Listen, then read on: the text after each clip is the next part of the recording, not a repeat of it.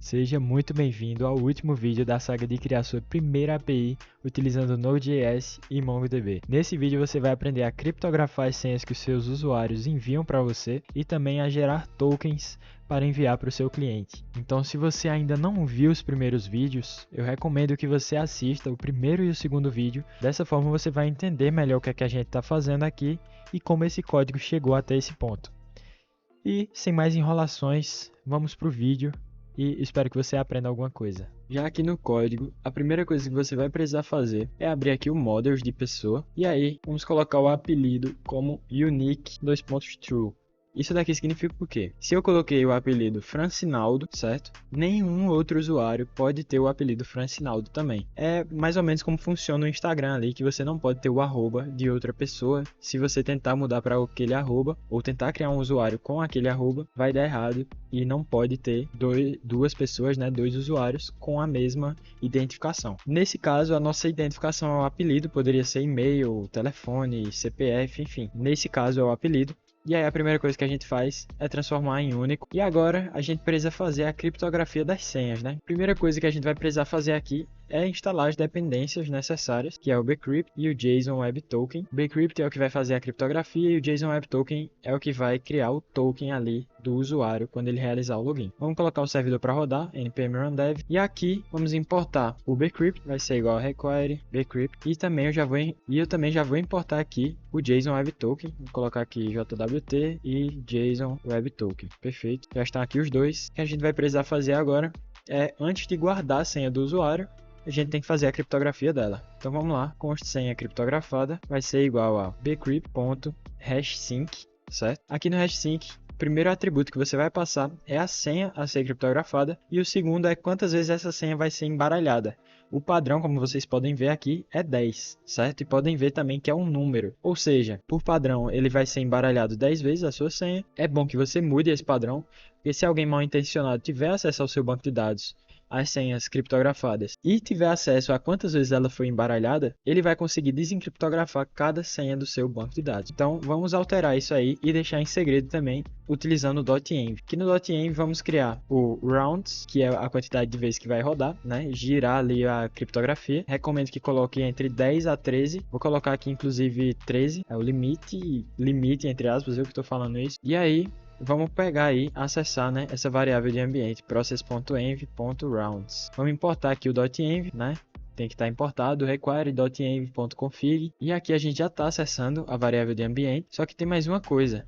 Aqui é um número, né? É number. Então a gente tem que passar isso daqui para número. Tudo que sai do .env ele vai sair como string. Então vamos passar isso aqui para número e agora sim a senha está sendo criptografada. Já vamos criar o usuário com a senha e vamos também mostrar aqui na resposta para ver se a senha realmente está sendo criptografada. E agora vamos fazer um teste aí criando um novo usuário. Estou aqui com o pessoa.http. Aqui tem a URL e o método que a gente está utilizando e vamos fazer o envio de um JSON, certo? Aqui a gente está enviando o apelido da pessoa, a idade e a senha. Vamos fazer aí e mensagem pessoa criada com sucesso. Prestem bastante atenção aqui que a gente tem a chave pessoa que retorna um objeto com apelido, idade e senha. Apelido está batendo com o que a gente enviou, idade também, mas a senha pode ver que está totalmente diferente aqui, né? É exatamente isso que a criptografia faz. Ela deixa essa sua senha 9992 totalmente escondida. E aí, na hora de fazer o login, você deve desencriptografar essa senha justamente para conseguir passar esse parâmetro aqui, 9992, que foi a senha que você salvou, e conseguir entrar ali, acessar o seu usuário, mesmo que aquela senha, a senha criptografada, esteja totalmente diferente disso, certo? Então vamos lá,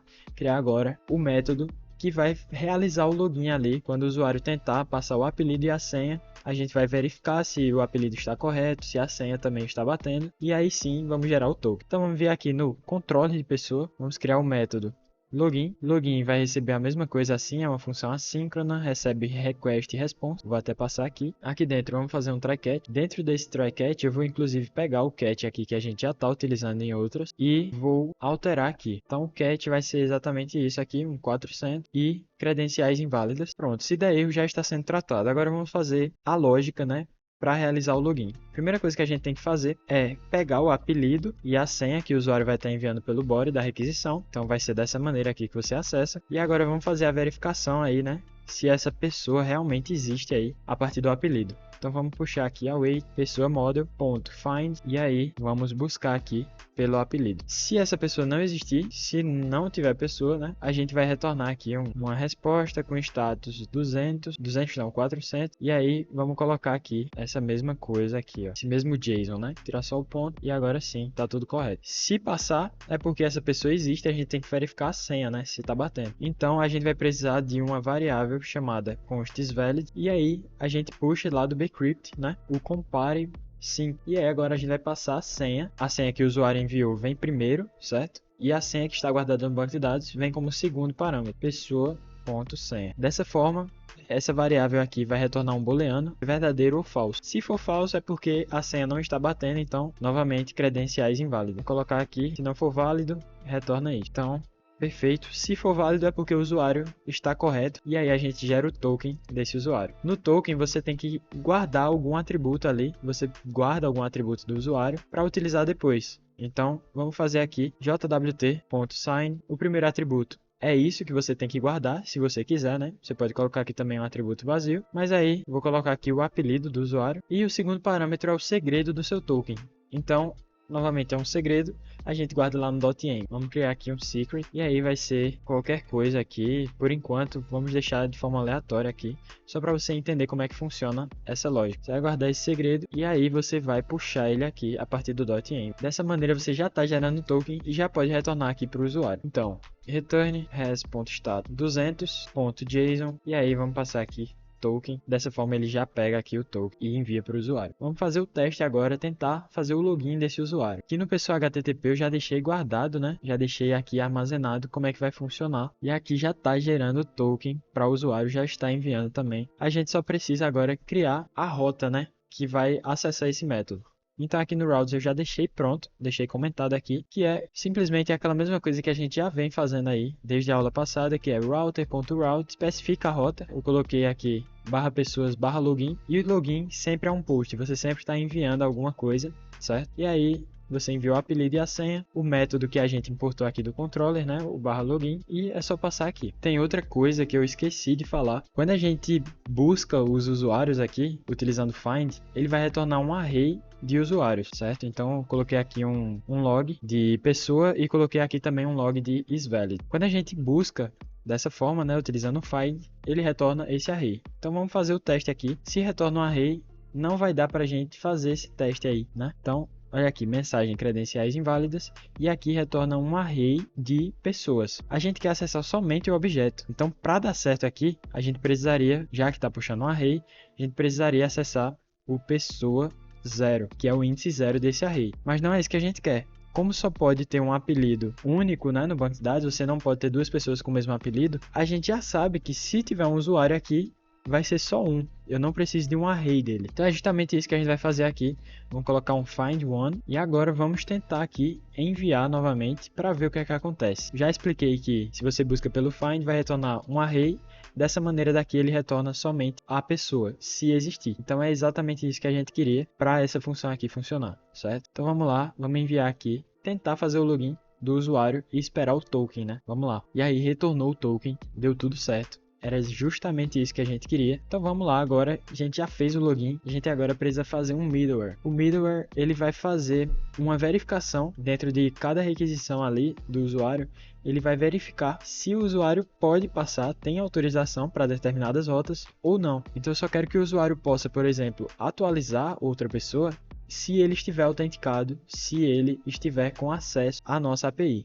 Então vamos fazer justamente isso. Vou até criar aqui um put para pessoa também, né, /pessoa. E aqui no rec e res eu vou colocar assíncrona, essa função. E aqui eu vou dar só um log, né, avisando que estamos fazendo uma modificação nos usuários. Modifiquei o usuário. Então se eu fizer agora uma requisição para o método put no /pessoas, a intenção aqui, o que é que ele tem que me retornar, é isso daqui, esse modifiquei o usuário. Vamos fazer o teste, ele vai retornar no console, aqui não vai aparecer nada. Cliquei, vamos ver, modifiquei o usuário. A gente não quer que a pessoa modifique o usuário sem que ela esteja logada na nossa aplicação, então é justamente isso que a gente vai fazer agora. Vamos criar aqui, na raiz, no source, vamos criar aqui um middleware, tá em caps lock, middleware.js. Tenho quase certeza que se escreve dessa forma, certo? Se não for, não tem problema também, você pode colocar qualquer nome aqui para esse middleware. E agora, com o middleware criado, vamos importar aqui o .env, a gente vai precisar dele, .config, e também vamos importar o JWT, da mesma maneira, require JSON Web Token. Aqui,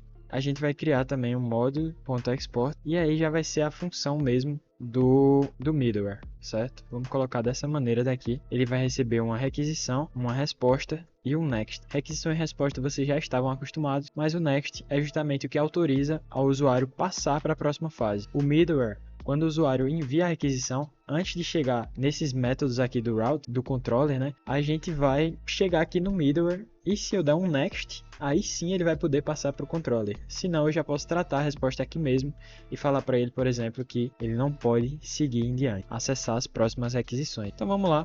Primeira coisa que a gente vai colocar aqui é um try catch. Aqui com o tratamento de erros já implementado, né, vamos criar agora a lógica. A única rota privada que nós vamos ter ali, né, é a de /pessoas com o método put. Então, tipo, se for fazer um post, um get, enfim, futuramente um delete também deveria ser uma rota privada.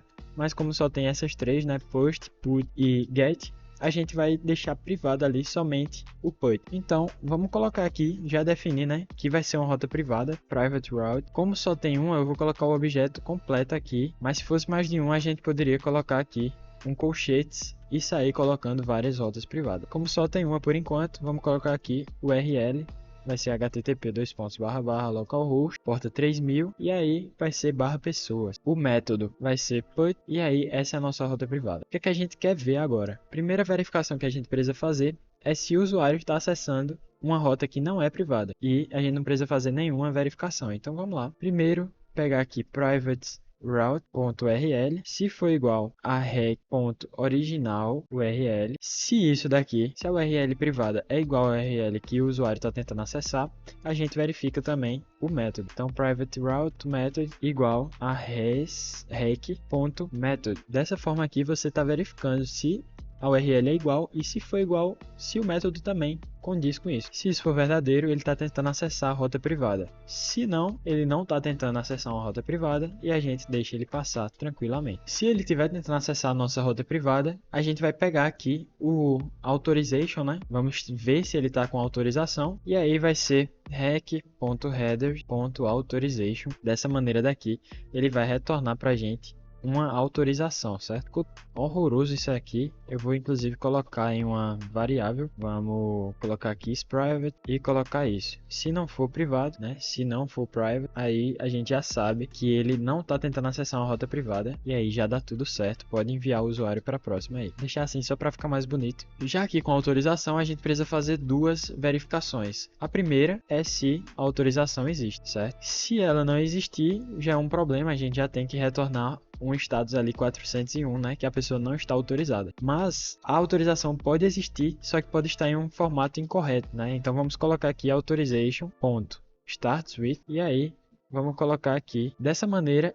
É a forma que a gente quer, é o formato válido. Se não tiver dessa forma, né, então está em um formato inválido e a gente retorna aqui uma resposta com status 401 JSON e aí vamos colocar aqui uma mensagem: você não está autorizado a passar deste ponto. Pronto, dessa forma daqui já está bem tratado. Se existir então a autorização, se der tudo certo, passar por essas verificações, a gente vai pegar aqui o token. O token vai ser muito fácil para pegar. Só não é fácil para digitar, né? E aí a gente vai pegar authorization.split e aí é o espaço aqui, a gente só coloca o espaço, porque o formato desse token é dessa maneira daqui. Better, espaço e aqui tá o token. Então a gente divide ele no espaço e aí é só pegar a segunda parte dessa array que vai ficar. Então aí vai ser o 1, né? O índice 1, porque o índice 0 é justamente o better e não é isso que a gente quer, o token tá depois disso. E aí, se tiver com token, a gente faz a verificação para saber se esse token está válido. Então aqui, para fazer essa verificação é muito simples. Se der certo, se ele retornar aquele objeto que você buscou, né, que você guardou no token, é porque deu certo. Se ele não retornar isso, ele vai retornar falso. Então você pode colocar aqui const result igual a JWT e aí a gente tem o verify, passa o token e a gente precisa passar também o segredo. Então process.env.secret. Dessa maneira a gente já está fazendo a verificação. Se o result for falso, é porque o token está em um formato inválido, a gente pode retornar essa mesma mensagem aqui, certo? E aí, se ele passar desse ponto é porque deu tudo certo, a gente pode encaminhar aqui o usuário. Vamos agora utilizar esse middleware. Vamos fazer a nossa aplicação, nosso servidor, utilizar o middleware. Como é que a gente faz isso? Aqui no app, da mesma forma que a gente utiliza as rotas, nós devemos utilizar o middleware, inclusive antes das rotas, certo? Vamos importar aqui o middleware e ele vai vir do ponto barra mesmo e middleware.js. Certo? Dessa maneira daqui a gente só passa aqui app.use middleware, acho que nem precisa do .js, e agora vamos fazer o teste. Vamos colocar aqui também no middleware uma função dizendo que está rodando o middleware, né? Você alcançou aqui esse ponto da aplicação. Middleware rodando, colocado 3 pontinhos aqui. Além disso, a gente tem que colocar aqui também, acabei de ver, que precisa de um return. Certo? Em tudo aqui que a gente for dar um next, a gente precisa colocar o return também. Então vamos lá, vamos ver aqui. Nesse também precisa de um return. E agora eu acredito que esteja tudo certo. Vamos fazer aqui o get, vamos fazer agora o teste, né? Em todas as requisições da nossa API, o middleware vai ser rodado, né? E como a gente colocou aqui middleware rodando, quando eu der um get aqui na aplicação, eu não vou focar aqui, eu quero somente ver se está havendo aqui, né, esse log que nós definimos lá. Vamos lá, send request e aí middleware rodando. Então deu certo, o middleware realmente está sendo verificado ali antes de passar adiante, né, antes de passar para qualquer requisição. Então vamos lá, vamos fazer um post aqui também. Vou criar um novo usuário para fazer o teste agora, né? Vamos vir aqui e criar um barra pessoas, colocar um post, vou puxar a mesma coisa daqui de baixo, e aí só precisa da idade aqui também, idade, colocar 50 anos que combina mais com o meu nome, e vou botar Batista, perfeito, vamos mudar essa senha daqui, 1, 2, 3, 4, vai ser com esse mesmo usuário que a gente vai fazer o login depois, então já vou passando aqui para baixo, e vamos fazer um post e vamos tentar criar esse usuário aí, usuário criado com sucesso, pessoa criada com sucesso, Francinaldo Batista, idade 50 e a senha criptografada aqui embaixo, certo? Então vamos fazer o login agora, né? E pegar esse token de usuário. Fiz aqui o login e retornou o token. Agora tem um problema. Aqui nessa extensão que eu estou utilizando, o HTTP, ele não consegue utilizar esse authorization, passar tokens, né? Se consegue, não é da forma convencional que a gente utiliza. Então, já que temos esse problema, né? Eu vou utilizar aqui o post. Se você não tem o Postman instalado, é só ir lá no Google, Postman Download. E aí você já vai, depois de fazer todo o download ali, você cai aqui basicamente nessa página. Então vamos passar aqui, né? Vamos criar uma nova request. Tem aqui algumas coisas que eu estava testando. Vamos criar uma nova requisição, certo? Tem essa collection aqui que está criada, eu já vou aproveitar ela e vir aqui add request. Nessa request aqui, vamos colocar aqui atualizando o usuário. A rota vai ser http localhost 3000 pessoas, certo? Pessoas. E vai ser um método put, só que aí a gente tem que passar autorização, né? Então é justamente aqui nesse parâmetro ali, né, da interface, a gente vai clicar aqui em authorization e vai procurar o bearer token. É justamente aqui que a gente cola, né, o nosso token que foi enviado aqui pra gente, certo? Pela API. Então vamos copiar ele e jogar aqui dentro, certo? Já estamos aqui com o token. Vamos tentar fazer essa requisição e vamos ver se dá certo, né? Se retorna lá no terminal alguma coisa boa. Aqui eu acredito que vai dar um erro ou não aparece nada, mas é porque a gente não definiu nada no método, então não tem problema. Enviando request, eu acho que ele não conclui, né? Então vamos voltar aqui e ver se deu o console log dizendo que está modificando o usuário. E aqui no VS Code, middleware rodando e modifiquei o usuário, ou seja, sucesso, deu muito bom. E já estamos aí com a senha criptografada e o token implementado na nossa aplicação. E esse foi o último dos 3 vídeos de como criar uma API com Node.js e Mongo. Eu espero que você tenha aprendido alguma coisa comigo e que você tenha gostado também do estilo dos vídeos. Em breve estarei gravando mais, né, sobre outros conteúdos também. Então foi esse o vídeo. E te espero no próximo.